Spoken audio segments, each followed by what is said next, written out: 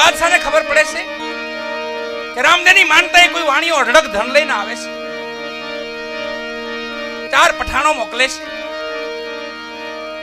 વાણિયાને મારી નાખે છે, ધન દ્રવ્ય લૂંટી લે છે અને દીકરી મધરાતે બાપાને પોકાર કરે છે. ધણી રામદેવજી મહારાજને પોકાર કરે.